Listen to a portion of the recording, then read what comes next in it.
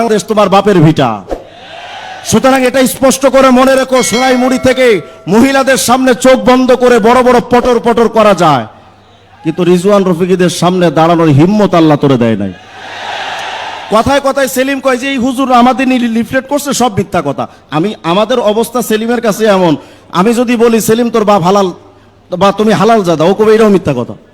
মানে আমরা হুজুররা আলেম উলামারা যা বলবো সেটাই মিথ্যা কথা। আমি ওপেন চ্যালেঞ্জ করছি, উত্তরে আমাদের কেফায়েতুল্লাহ আজহারী সাহেবরা 3 লক্ষ লিফলেট ছাপিয়েছেন, মিঠাপুকুরে লিফলেট ছাপানো হয়েছে, নোয়াখালীতে লিফলেট ছাপানো হয়েছে, বাংলাদেশে যত লিফলেট ছাপানো হচ্ছে যেটা আমার দৃষ্টিগোচরে আছে, সেলিম তুমি এটা ক্যামেরার সামনে আর মহিলাদের সামনে চ্যালেঞ্জ ছোড়া দরকার নাই।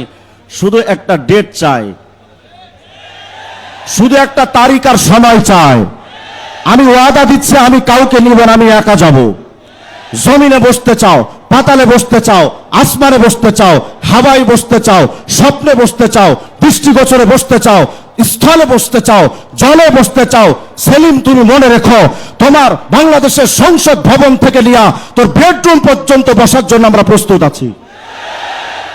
আমাদের চ্যালেঞ্জ থাকবে শুধু একটা, আমি ব্যক্তিগতভাবে চ্যালেঞ্জটা করে যাই, যদি তোমাদের মতবাদ কুফরি আর শিরকে ভরা প্রমাণ করতে না পারি, আমি হিজবুত তাওহীদ গ্রহণ করব। আর যদি প্রমাণ করতে পারি, আমি বেশি কিছু চাবো না, সোনাইমুড়ি থেকে আমাদের গাজীপুর পর্যন্ত তুই 14 গোষ্ঠী সহ নাকে খত দিবি। যদি হিম্মত থাকে মিডিয়ার সামনে, আমি আজকে স্পষ্ট সাক্ষী রেখে বলে যাচ্ছি, যারা মুসলমানদের বেঈমান। আর একটা বিষয় আপনাদের সামনে না দেখালেই নয়, এই যে আমার সামনে একটা বই আছে ওদের, এটার নাম হলো গঠনতন্ত্র। এই গঠনতন্ত্রের 73 নম্বর পৃষ্ঠা যদি পড়েন, তাহলে এখানে আশ্চর্য একটা জিনিস দেখবেন, যেটা হতভম্ব হওয়া ছাড়া কোনো উপায় নাই। স্পষ্ট করে 73 নম্বর পৃষ্ঠায় তাদের অঙ্গীকারনামাটা পাবেন। অঙ্গীকারনামার মধ্যে তারা যেটা অঙ্গীকার করায়, অর্থাৎ কোনো সদস্যকে যখন হিজবুত তাওহীদের সদস্য বানাতে চায় কোনো মুসলমানকে, তখন তারা এই ওয়াদা করায় যে আমি এই প্রচলিত ইসলাম ধর্ম ত্যাগ করলাম, মানে এই ইসলাম ধর্মের সাথে আমার সম্পর্ক নাই।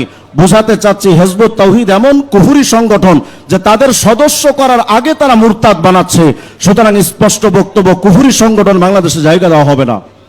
সর্বশেষ প্রশাসনের কাছে আমাদের আবেদন, ইসলামের প্রকৃত রূপরেখা বইয়ের মধ্যে তারা লিখেছে অস্ত্রের সাথে সম্পর্ক ছাড়া কোনো লোক মুসলমান হতে পারে না।